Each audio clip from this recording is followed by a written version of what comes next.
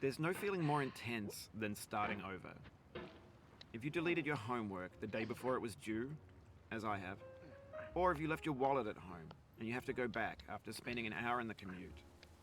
If you won some money at the casino and then put all your winnings on red but it came up black. If you got your best shirt dry cleaned before a wedding and then immediately dropped food on it. If you won an argument with a friend and then later discovered that they just returned to their original view. Starting over is harder than starting up. If you're not ready for that, like if you've already had a bad day, then what you're about to go through might be too much. Feel free to go away and come back. I'll be here. Alright, thanks for coming with me on this trip. I'll understand if you have to take a break at any point. Just find a safe place to stop and quit the game. And don't worry, I'll save your progress, always, even your mistakes. This game is a homage to a free game that came out in 2002, titled Sexy Hiking. The author of that game was Jazuo, a mysterious Czech designer who was known at the time as the father of B games. And B games are rough assemblages of found objects. Designers slap them together very quickly and freely, and they're often too rough and unfriendly to gain much of a following. They're built more for the joy of building them than as polished products. In a certain way, Sexy Hiking is the perfect embodiment of a B game. It's built almost entirely out of found and recycled parts, and it's one of the most unusual and unfriendly games of its time. In it, your task is simply to drag yourself up a mountain with a hammer. And that act of climbing, in the digital world or in real life, has certain essential properties that give the game its flavor. No amount of forward progress is guaranteed. Some cliffs are too sheer or too slippery, and the player is constantly, unremittingly in danger of falling and losing everything. Anyway, when you start Sexy Hiking, you're standing next to this dead tree that blocks the way to the entire rest of the game. It might take you an hour to get over that tree, and a lot of people never got past it. You prod and you poke at it, exploring the limits of your reach and your strength, trying to find a way up and over. And there's a sense of truth in that lack of compromise. Most obstacles in video game worlds are fake. You can be completely confident in your ability to get through them once you have the correct method or the correct equipment or just by spending enough time. In that sense, every pixelated obstacle in Sexy Hiking is real. The obstacles in Sexy Hiking are unyielding, and that makes the game uniquely frustrating.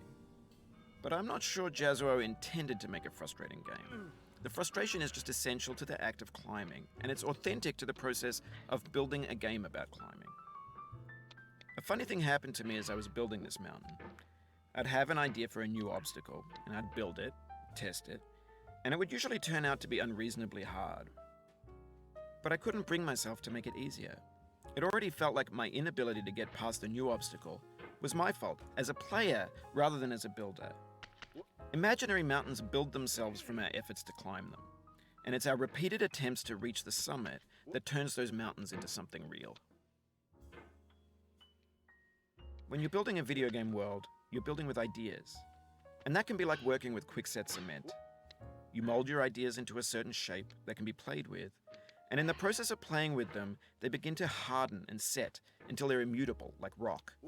And at that point, you can't change the world, not without breaking it into pieces and starting fresh with new ideas. For years now, people have been predicting that games would soon be made out of prefabricated objects, bought in a store and assembled into a world. And for the most part, that hasn't happened, because the objects in the stores are trash. I don't mean they look bad or that they're badly made, although a lot of them are. I mean they're trash in the way that food becomes trash as soon as you put it in the sink. Things are made to be consumed and used in a certain context, and once the moment is gone, they transform into garbage. In the context of technology, those moments pass by in seconds. Over time, we've poured more and more refuse into this vast digital landfill that we call the internet. It now vastly outnumbers and outweighs the things that are fresh and untainted and unused. When everything around us is cultural trash, trash becomes the new medium, the lingua franca of the digital age. And you can build culture out of trash. But only trash culture. B games, B movies, B music, B philosophy. Maybe this is what digital culture is. A monstrous mountain of trash, the ash heap of creativity's fountain. A landfill with everything we ever thought of in it. Grand, infinite, and unsorted. There's 3D models of breakfast, Gen X's fanfic novels, Scan magazines, green screen Shia LaBeouf, banned snuff scenes on LiveLeak.